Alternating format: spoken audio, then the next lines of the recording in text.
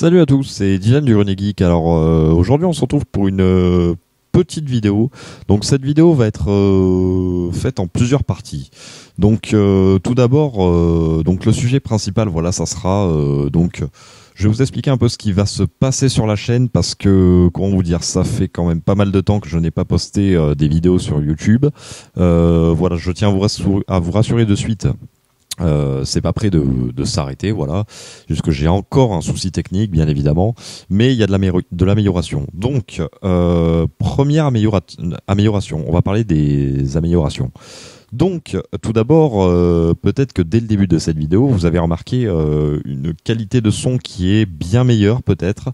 Voilà, une voix plus claire encore, bien que j'essaye de faire avec le meilleur matos possible. Donc voilà, donc toujours le même micro. Donc pour ceux qui veulent savoir, donc la référence, ouais, c'est bien ça. Donc je vais vous dire un peu le matos que j'ai. Donc en micro, voilà, j'ai un micro donc qui vient de chez Thomann, donc un site qui vend plein de matériel de musique et surtout de la gamme professionnelle. Donc c'est un micro vraiment bas de gamme. Enfin bas de gamme, plutôt, enfin on va dire moyen de gamme, mais à prix très correct. Donc il s'agit du T.Bonne MB45 de chez Thomann. Il vaut que 8 euros. Et pour moi, il fait un son bien meilleur que les Blue Yeti ou je sais pas quoi qu'on voit trop sur Internet. Parce que c'est vrai que étant donné que j'ai vraiment pas mal de connaissances dans ce domaine, dans le son, et que vraiment le son pour moi est une deuxième passion que je prends vraiment très à cœur. Hein, voilà, c'est-à-dire que pour ceux qui veulent savoir, j'aurais voulu être technicien son. Voilà, j'ai été musicien dans le passé. Voilà, j'ai été plus ou moins formé. Enfin, j'ai eu ouais, comme je dis, j'ai été plus ou moins formé voilà, dans tout ce qui est domaine du son, en console de mixage numérique, analogique, etc. Donc bon, ceux qui bossent dans le son, voilà, savent de quoi je parle. Pour les amateurs ou ceux qui ne connaissent rien, voilà, c'est tout ce qui touche vraiment à la technique du son, voilà, hein, pour les concerts, le home studio, etc.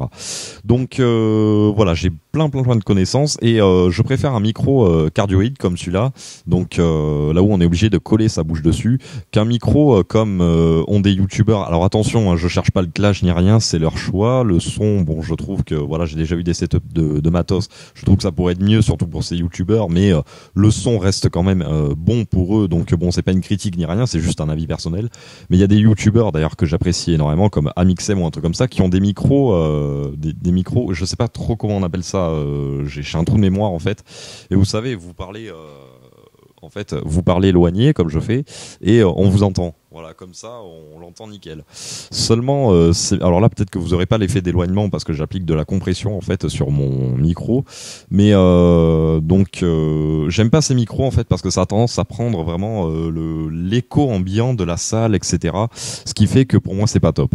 Donc, c'est pour ça que je reste sur un micro cardioïde. Alors, j'aurais pu prendre du Shure ou quelque chose d'autre comme ça, mais au départ je me suis dit bon, pour faire des petites vidéos sur YouTube, il n'y a pas besoin d'avoir voilà, un micro, un matos comme ça, surtout que ma chaîne sera petite. Et je vois que ça grandit, donc bon, qui sait, peut-être un jour, mais pour l'instant je suis vraiment très satisfait de ce micro et n'hésitez pas à me dire en commentaire que pensez-vous du son. Voilà, c'est très important pour moi. Peut-être que j'achèterai une bonnette pour éviter l'époque, mais bon, là c'est pareil, j'ai résolu un petit souci grâce à un autre truc. Alors ensuite en câble, voilà, c'est du câble neutrique quoi, hein, voilà, hein, tout ce qui se fait de plus assez haut de gamme quoi en câble, pour éviter d'avoir des câbles de merde quoi. Pour ceux qui connaissent le son, des fois sur d'anciennes vidéos on entendait des dzz, ce n'était absolument pas dû au câble, c'est dû à mon installation électrique qui est pas tip top. En fait, il n'a pas de prise de terre, donc avec la console de mixage que j'avais, étant donné qu'elle avait un énorme transfo interne, des fois ça buzzait parce que c'est pareil, j'avais une lampe à type néon sur le bureau, donc bon, tous ces paramètres faisaient que voilà, on avait du buzz, ce qu'on appelle. Voilà. Ensuite, donc ce que j'ai changé, c'est ma console de mixage. Donc c'est une console de mixage que j'avais depuis assez longtemps. La console de mixage que j'ai est une Soundcraft, donc une des meilleures marques vraiment en console de mixage. Hein, voilà, bien que l'ancienne était une Yamaha, donc qui était une très bonne marque.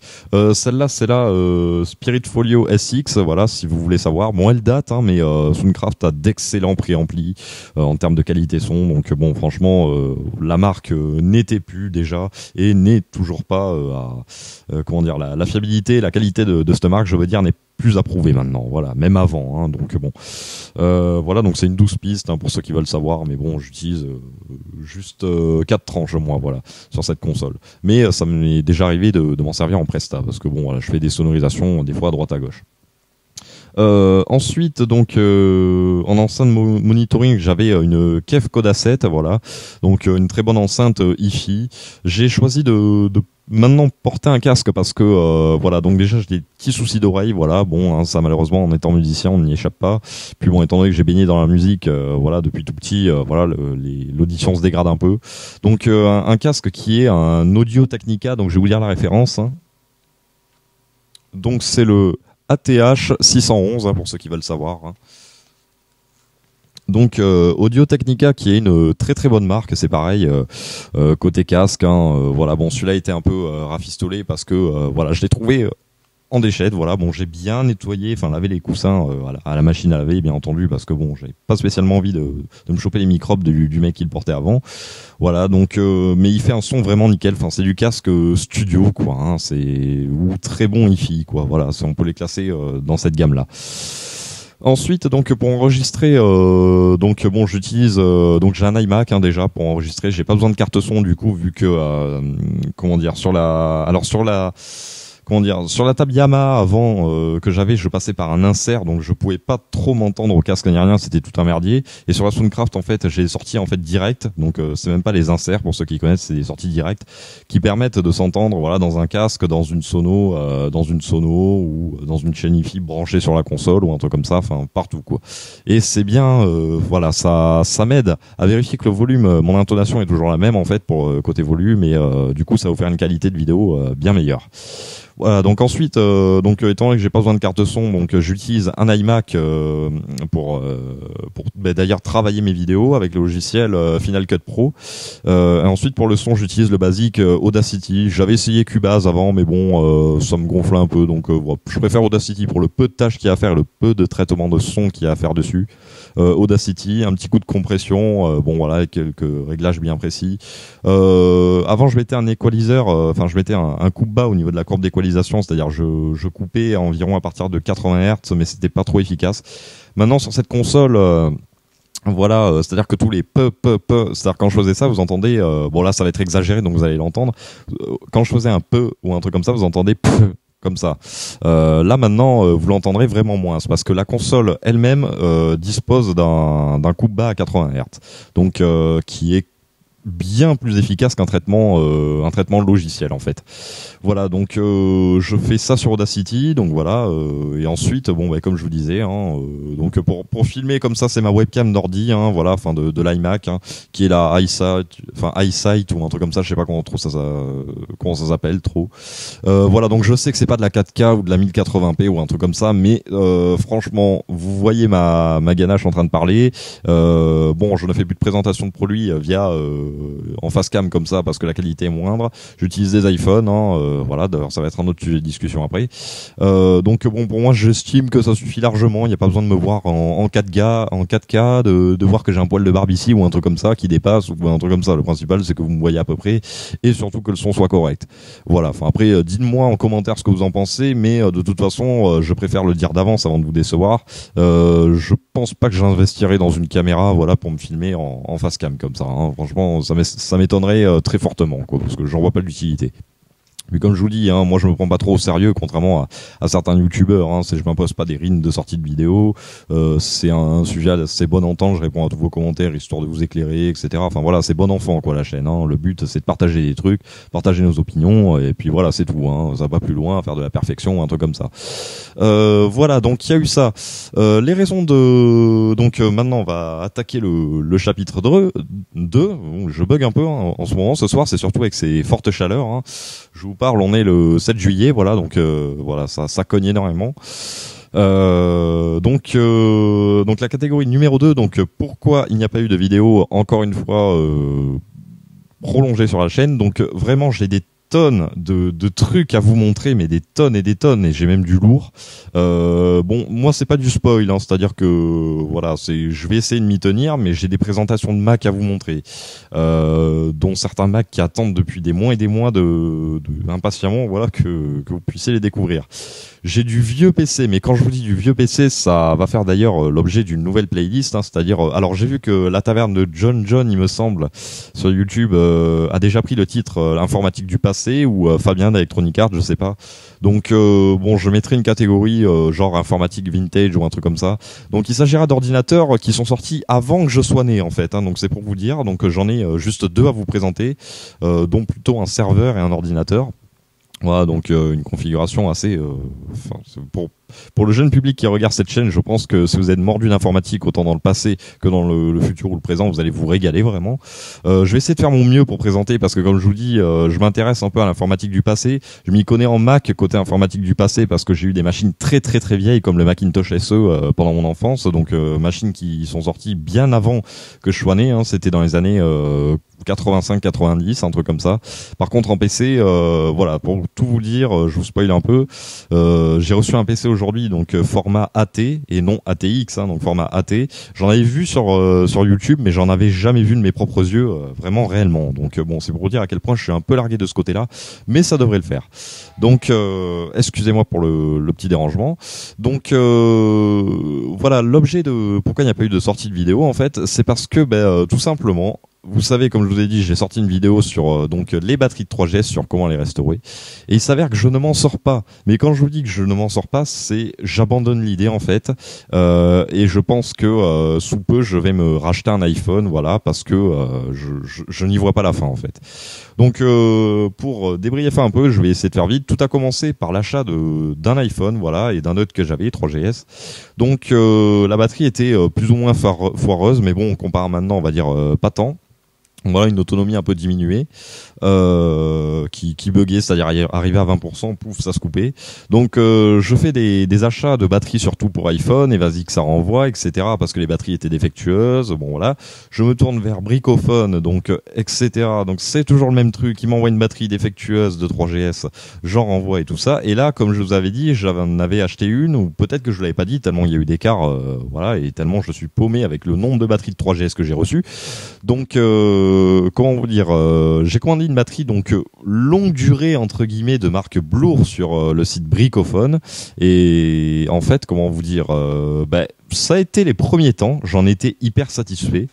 Donc vraiment je tenais largement la journée avec, j'avais remarqué quelques petits bugs, mais bon voilà. Et là j'arrive à un stade là où je le débranche vers 9h du mat en fait, et vers 14-15 heures je n'ai déjà plus de batterie, sans être sollicité à fond. Il y a même des moments, des périodes creuses de ce que j'appelle de clients, c'est-à-dire aucun client qui m'appelle ni rien, c'est-à-dire que il est juste comme ça en veille en fait. Des fois j'arrive à 14h plus de batterie alors que je l'ai débranché à 9h. Alors voilà, comme je comprends que je ne trouverai pas de batterie d'iPhone correcte, digne de ce nom, de 3GS, déjà je vais boycotter au max ces sites, parce que voilà, et je vous encourage vraiment pas à commander de la batterie sur ces sites, parce que c'est vraiment des sites moisis, autant tout pour iPhone que Bricophone. Ils vous font tout un slogan en bas du site en vous disant oui, nous sommes une entreprise française, nous avons des trucs de qualité, etc. Mais ça, je suis désolé, c'est ce qui contribue à ce que les produits français, même si c'est pas des produits français, mais les entreprises françaises aient une si mauvaise image de marque. C'est que quand vous voyez que vous achetez des batteries à droite à gauche en Chine ou des trucs comme ça, vous pouvez tomber que autant sur du bon que sur du mauvais, mais ça peut vous arriver de tomber sur du bon. Mais là, tout pour iPhone, il y a eu quand même 6 échanges de batteries et rien, et c'est qu'au dernier moment qu'on m'a dit qu'ils pouvaient pas contrôler les batteries. Bricophone, apparemment, ça a l'air d'être pareil, hein. Donc vraiment, ces sites français, malheureusement, j'en viens à dire ça, de pièces détachées d'iPhone et d'autres téléphones d'ailleurs, pour moi sont moisis. Et malheureusement, j'ai pas mal de clients, pour une petite anecdote, qui me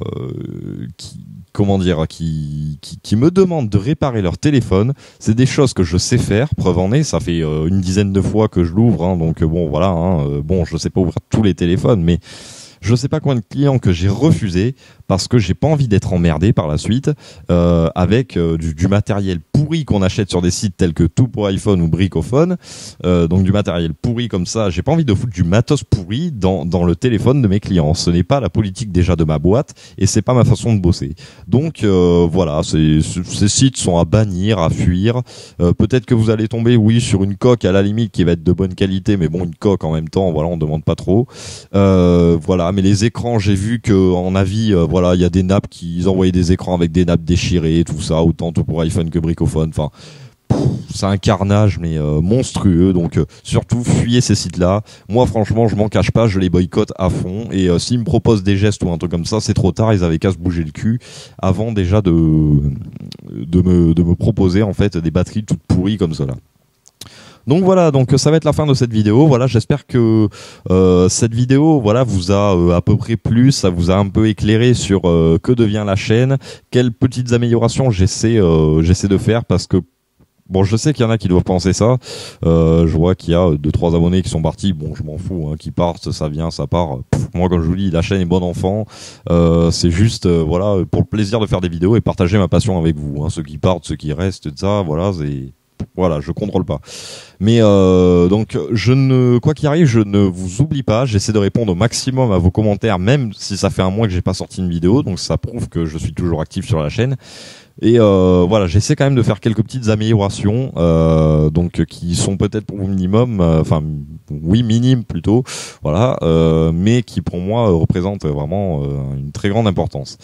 Voilà, donc j'espère que cette vidéo vous a plu, j'espère que la qualité du son vous plaira vraiment bien, et moi je vous dis salut à tous et à la prochaine.